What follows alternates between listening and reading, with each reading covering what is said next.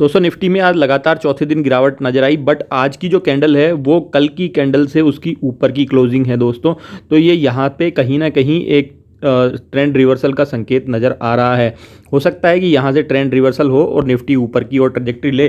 पर दोस्तों आज भी वैसे स्टॉक्स जो कि कल सोने के भाव मिल रहे थे, आज मिट्टी के भाव अवेलेबल है। बहुत ही अग्रेसिव ये स्टॉक्स हैं। इनमें से कुछ आपके पोर्टफोलियो में अगर होंगे तो भविष्य में बहुत तेज़ी से आपका पोर्टफोलियो ऊपर की ओर उड़ेगा, ऐसी संभावनाएं हैं। बट इसके साथ में एक रिस्क भी एसोसिएट है, तो दोनों चीज़ों का ध्यान रखें और सामंजस्य बना के इन स्टॉक्स को अपने पोर्टफोलियो में जगह दे सकते हैं। दोस्तों पहला स्टॉक है नौकरी। नौकरी को अगर हम देखें तो इसकी मार्केट कैपिटलाइजेशन 61,000 करोड़ से भी ज़्यादा है।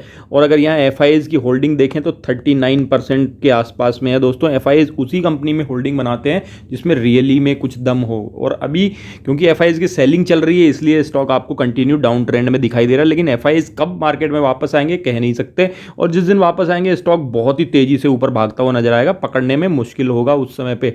डेट फ्री कंपनी है, प्रेजेंटली 6 के पीई पे ट्रेड कर रही है, क्योंकि अभी जोमेटो की लिस्टिंग हुई थी, उसके पॉलिसी बाजार के भी लिस्टिंग हुई थी, तो उनके भी स्टॉक्स इस कंपनी के पास में थे।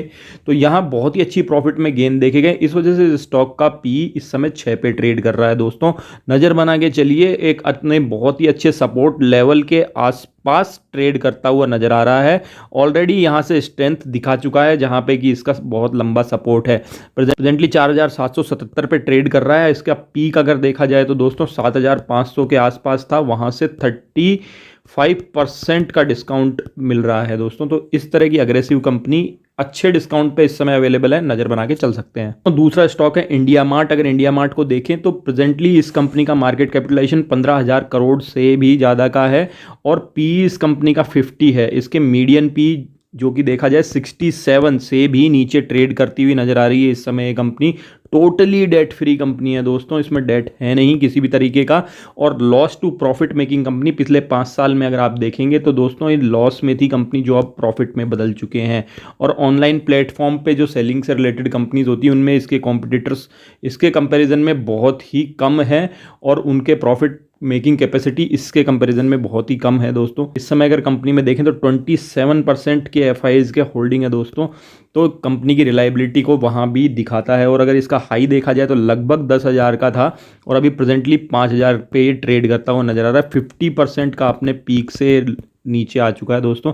इस समय इसमें होल्डिंग बनाई जा सकती है। तो तीसरा स्टॉक है जुबिलेंट फूडवर्क्स। यहाँ अगर इस कंपनी को भी देखें तो अच्छी हाईली अग्रेसिव कंपनी है, बहुत ही तेज़ी से भागती है। जिस समय ये भागना स्टार्ट करती है यहाँ ये पिज़्ज़ा और इस तरह का वेस्टर्न कल्चर इंडिया में डेवलप हो रहा है दोस्तों, और ऑलरेडी बहुत ज़्यादा ये पेनिट्रेट कर चुका है इंडिया में। तो यहाँ इस तरह के स्टॉक्स में ऑलरेडी बहुत ज़्यादा ग्रोथ आ चुकी है और भविष्य में और ज़्यादा ग्रोथ आएगी ही। प्रेजेंटली अगर देखा जाए तो इसमें भी एफआईज की होल्डिंग 40% है, वो इसकी रिलायबिलिटी को ही दिखाता है दोस्तों। और अगर इसका पीक देखें तो 4,600 के आसपास था और प्रेजेंटली 3,200 पे लगभग ये 30% के अपने पीक प्राइस के डिस्काउंट से यहाँ पे ट्रेड करता हुआ नज़र आ रहा है।